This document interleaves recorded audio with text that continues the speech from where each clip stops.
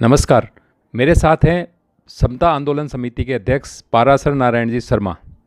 आपको बता दूं, आरक्षण के खिलाफ सुप्रीम कोर्ट या न्यायालय के अंदर जितने भी मुकदमे लाए गए हैं या जितने भी फैसले आए हैं आज तक, वो सारे समता आंदोलन की देन है। शर्मा जी समता आंदोलन के बैनर पर आरक्षण के खिलाफ हमेशा लड़ते रहे हैं और देखा जाए तो आरक्षण के अंदर के जितने भी कानून हैं उसके पूरे विशेषज्ञ हैं। तो हम बात करते हैं सामान्य वर्ग को जो 10% आरक्षण दिया गया है उसके बारे में। शर्मा जी, मोदी सरकार द्वारा जो सामान्य वर्ग को 10% आरक्षण दिया गया है, कमज़ोर तबके को, उसके बारे में ये मतलब एक तरह से सामान्य वर्ग के लिए सौगात है या उनके साथ कोई छलावा है?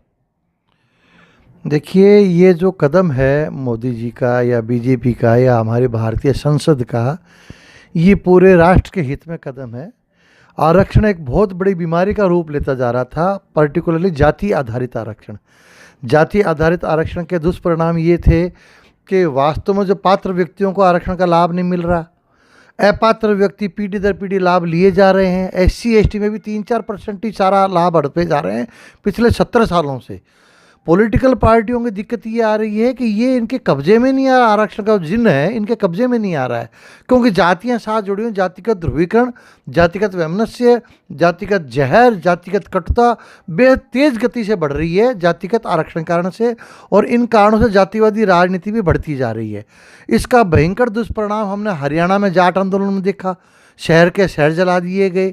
हमारे राजस्थान में गुर्जर आंदोलन के रूप में देखा, 72 गुर्जर मारे गए। गुजरात में देखा पटेल आंदोलन के रूप में, मराठाओं का देखा आंदोलन चल रहा है। तो और 2 अप्रैल को जो पूरे भारत में बंद हुआ था, वो तो पूरा भारत ही जातिगत गृह युद्ध की चपेट में था। कांग्रेस बीजेपी की सरकारें और पार्टियां लाचार हो गई थी।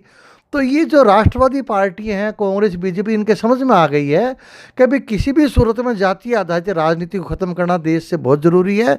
अदरवाइज ये देश बहुत तेज़ गति से जातिगत गृह युद्ध की तरफ बढ़ रहा है। तो आपके हिसाब से जो आरक्षण है वो सही दिशा में कदम है? बिल्कुल बिल्कुल सही दिशा में कदम है। इसके दूरगामी परिणाम होंगे और ये जातिगत आरक्षण की समाप्ति की शुरुआत हो गई है। समता आंदोलन इसको इस नज़रिए से देख रहा है कि जाति आधारित आरक्षण की समाप्ति की शुरुआत हो चुकी है। कल तक हम चिल्ला रहे थे, बार बार कह रहे थे साहब आप आरक्षण दो तो ऐसे दो, बैकवर्डनेस की डेफिनेशन ऐसी तैयार करो, साइंटिफिक डेफिनेशन, जिसमें जाति और धर्म का नाम नहीं आना चाहिए। किसी पार्टी की, किसी राजनेता की हिम्मत नहीं थी कि इस पे काम कर सके। ये बीजेपी ने अगुवाई लेकर के और कांग्रेस के सपोर्ट से ऐसा काम किया है। हम इन दोनों ही पार्टियों के लिए शुक्रगुजार हैं। इन्होंने राष्ट्रवाद के लिए, राष्ट्र हित में ये बहुत महत्वपूर्ण कदम उठाया है। शर्मा जी, ये जो आरक्षण दिया है लेकिन इसको सुप्रीम कोर्ट में भी चुनौती दी है और देखा गया है कि संसद के बहुत से कानून जो है, अध्यादेश, सुप्रीम कोर्ट जो है उनको अवैध घोषित कर देता है, वो मतलब उनको रिजेक्ट कर देता है, निरस्त करता है। तो उसको आप किस नज़रिए से देखते हैं कि सुप्रीम कोर्ट, आपको बहुत अच्छा अनुभव है कोर्ट के अंदर आरक्षण के खिलाफ लड़ने का, तो इसको कोर्ट किस नज़रिए से लेगा? देखिए, इस आरक्षण की बहुत से लोग सोशल मीडिया पे या अखबारों में भी अलग अलग ढंग से आलोचनाएं कर रहे हैं। उनके क्या नज़रिए वो अलग बात है, उन्होंने कुछ पढ़ा है कि नहीं पढ़ा हमको नहीं पता, हम क्यों किसी पर टिप्पणी करें। हमने ये संविधान संशोधन बिल भी पढ़ा है, संविधान संशोधन एक्ट भी पढ़ा है, और हम करीब आज की तारीख में 28-30 रिटें हमारी हाईकोर्ट सुप्रीम कोर्ट में पेंडिंग पड़ी हैं। लगातार इस फील्ड में काम कर रहे हैं, पिछले 20 सालों से कर रहे हैं। मेरा मानना ये है कि ये जो संविधान संशोधन बिल लाया गया है, जो एक्ट लाया गया, जो पारित किया गया है, ये जुडिशियल रिव्यू को स्टैंड करेगा, सुप्रीम कोर्ट में निरस्त नहीं किया जाएगा, क्योंकि ये पूरी तरह से सही ढंग से लाया गया है और एक एक शब्द पे बहुत लंबे चौड़े या बहुत गहरे विचार मंथन के बाद लाया गया है। बहुत अच्छे ढंग से ड्राफ्टिंग की गई है और ये संविधान संशोधन किसी भी तरह से basic feature of the basic structure of the constitution के खिलाफ नहीं है मेरे विचार से, और ये एक इनेबलिंग प्रोविज़न है जिसको कोई भी कोर्ट निरस्त नहीं कर सकती है, ये तयशुदा बात है। लेकिन इसका दूसरा पहलू ये भी है कि इसके अधीन जो पावर मिल रही है सामान्य वर्ग को या अनारक्षित वर्ग को या non SC, non ST, non OBC वर्ग के आर्थिक रूप से कमज़ोर लोगों को आरक्षण दिए जाने की जो शक्तियाँ मिल रही हैं स्टेट गवर्नमेंट्स को, सेंट्रल गवर्नमेंट को, उस शक्ति का उपयोग करते हुए जो सरकारें नोटिफिकेशन जारी करेंगी, यदि वो 50% की सीमा से बाहर जाके जारी करेंगी तो वो नोटिफिकेशन चैलेंजेबल है। निरस्त करने योग्य है और कोर्टें उसको निरस्त भी कर सकती हैं, यह तयशुदा बात है। लेकिन संविधान संशोधन मेंटेन रहेगा। संविधान संशोधन पूरी तरह से संविधान सम्मत है और संविधान की जो भावना उसी के अनुकूल दिया गया है। ये नहीं, तो आप कह रहे हैं कि भी 50% संविधान के अंदर है कि 50% ऊपर नहीं जाए, और ये इन्होंने दिया तो क्या वो 50% के अंदर है या बाहर है? देखिए, जो संविधान संशोधन लाए हैं इसमें बड़े इन्होंने मतलब सोचे समझे तरीके से कहीं पर भी संविधान में 50% की सीमा का उल्लंघन नहीं किया है। संवैधानिक संशोधन में कहीं पे भी उल्लंघन नहीं किया गया है। तो कोई भी कोर्ट है, जो 9 जजों की बेंच का फैसला है इंदिरा साहनी में कि 50% हाईएस्ट लिमिट होनी चाहिए आरक्षण की, उसको ये संविधान संशोधन द्वारा क्रॉस नहीं कर रहे हैं। तो जो एकमात्र वैलिड ग्राउंड है उसके आधार पर ये इनवैलिड हो नहीं सकता, ये वैलिड है बिल्कुल। 50% क्रॉस नहीं किया इन्होंने संविधान संशोधन में। दूसरा, इन्होंने आर्थिक रूप से पिछड़ों को आरक्षण नहीं दिया है, आर्थिक रूप से इकोनॉमिकली वीकर सेक्शंस को दिया गया है।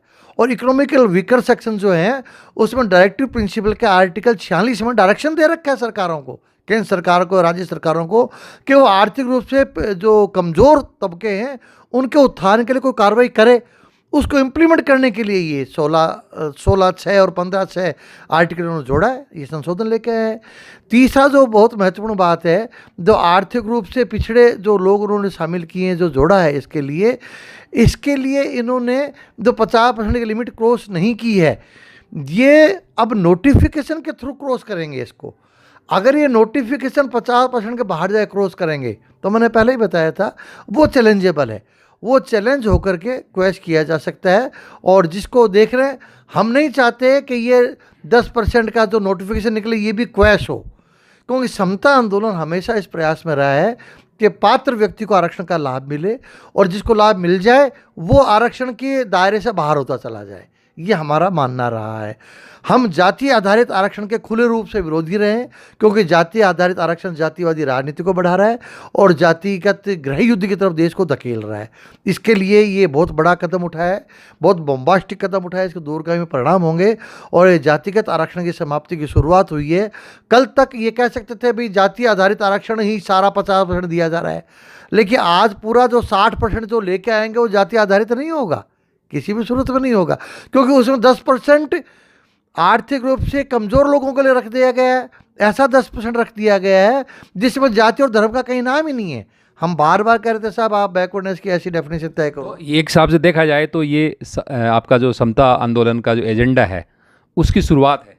बिल्कुल, हमारे एजेंडे पर ही हमको काम करती लग रही है सरकार। ये जो कांग्रेस है और बीजेपी पार्टियां हैं, इन्होंने शायद मन बना लिया है, क्योंकि दोनों राष्ट्रीय पार्टियां हैं और जातिवादी राजनीति से जो जाति आधारित लोकल पार्टियां बढ़ रही हैं उससे कांग्रेस बीजेपी दोनों को नुकसान हो रहा है। तो ये दोनों पार्टियां समझने लग गई हैं कि भाई ये जाति आधारित पार्टियों की जो मुखरता बढ़ रही है इससे देश को नुकसान है, राष्ट्रवाद को नुकसान है, जातिगत गृह युद्ध की तरफ देश बढ़ रहा है, तो इसको धीरे धीरे ख़त्म करना ज़रूरी है और 10% के जरिए इन्होंने शुरुआत कर दी है। तो अभी जो मोदी सरकार ने ये जो 10% सामान्य वर्ग को, जो सामान्य वर्ग में जो कमज़ोर लोग हैं आर्थिक दृष्टि से, उनको जो आरक्षण दिया है, इसके पीछे आप किसका श्रेय मान सकते हैं कि ये 3 राज्यों में भारतीय जनता पार्टी की हार या फिर विभिन्न संगठनों द्वारा चलाए गए जो आंदोलन है, ये किसका असर मानते हैं आप? देखिए, इस पर असर है 2 अप्रैल के भारत बंद का, जो पूरा देश गृह युद्ध की चपेट में था, अराजक गृह युद्ध चल रहा था उस समय। कांग्रेस बीजेपी की सरकारें और ये पार्टियां बिल्कुल असहाय नज़र आ रही थी, पूरा देश असहाय नज़र आ रहा था, उसका असर है। और वो 2 अप्रैल का जो बंद हुआ था समता आंदोलन के कारण से ही हुआ था, क्योंकि हमारे जो SC ST प्रकोष्ठ हैं समता आंदोलन के, उन्होंने सुप्रीम कोर्ट में रिट लगा दी थी कि SC ST से क्रीमी लेयर को बाहर किया जाए। उसमें नोटिस इशू हो गए थे, SC ST में क्रीमी लेयर तिरमिला गए, बुरी तरह से बौखला गए। उन्होंने सुनियोजित षड्यंत्र के तहत 2 अप्रैल का बंद कराया था। प्रचारित ये किया गया था कि ऐसा अभी आरक्षण बंद किया जा रहा है, एट्रोसिटीज एक्ट खत्म किया जा रहा है। वास्तविकता ये थे कि सुप्रीम कोर्ट के जजेस को दबाव में लाना चाह रहे थे SC ST क्रीमी लेयर लोग, और लेकर भी आए, क्योंकि हमारी वो क्रीमी लेयर की रेट को अभी तक वो डिसाइड नहीं किया गया है। लेकिन जो 2 अप्रैल का बंद हुआ, SC ST के क्रीमी लेयर लोगों द्वारा सोची समझी साजिश के तहत करवाया गया था। सारी प्लानिंग और फंडिंग SC ST के क्रीमी लेयर लोगों की थी। सड़कों पर जो नाच रहे थे बेचारे नॉन क्रीमी लेयर लोग थे, उनको पता ही नहीं था वो खुद के खिलाफ नाच रहे हैं। उनके पक्ष में जो हम कार्रवाइयाँ कर रहे हैं उनका लाभ उनको मिलने लगेगा। जो आज भी 95, 96, 97% SC/ST के लोग दबे कुचले हैं, पिछड़े हैं, दलित हैं, आरक्षण के लाभ से वंचित हैं, सरकारी योजनाओं के लाभ से वंचित हैं, उनको लाभ मिलना शुरू होगा। हम उस तरफ बढ़ रहे हैं और उनको जो जो समझ में आएगा त्यों त्यों वो SC/ST के क्रिमिनल से अपना रास्ता अलग कर रहे हैं, वो समझ में आ रहा है, हमारे साथ जुड़ते जा रहे हैं और हमारी शक्ति बढ़ती जा रही है और राष्ट्रवाद की शक्ति भी बढ़ती जा रही है। हमारा जो संगठन है कदम दर कदम आगे बढ़ता जा रहा है और जाति आधारित आरक्षण देश से खत्म करवा करके रहेगा, ताकि पात्र व्यक्ति को आरक्षण का लाभ मिल सके और अपात्र व्यक्तियों को आरक्षण का लाभ मिलना बंद होता रहे। तो समता आंदोलन के अध्यक्ष पारासर जी नारायण का मानना है कि ये मोदी सरकार का जो कदम है वो एकदम सकारात्मक कदम है, इसका स्वागत होना चाहिए और बहुत तरीके से ये संविधान में संशोधन किया गया है। इसको अदालत के अंदर ये याचिका, इसके खिलाफ जिसने भी याचिका लगाई है उसकी याचिका ही खारिज होगी। सरकार के ऊपर संशोधन के ऊपर कोई सुप्रीम कोर्ट की कोई एतराज़ नहीं होगा। और साथ ही शर्मा जी का मानना है कि समता आंदोलन ने जो कोर्ट से पहले क्रीमी लेयर के खिलाफ और इनके जो जितने भी ये इन्होंने रिटे लगा करके इन्होंने जो फैसले कराए हैं उसके खिलाफ जो दलितों का जो क्रीमी लेयर है उसने जो प्रतिक्रिया दी, उग्र प्रतिक्रिया दी 2 अप्रैल को, उसी की परिणति है कि आज सामान्य वर्ग को 10% आरक्षण मिला है। धन्यवाद।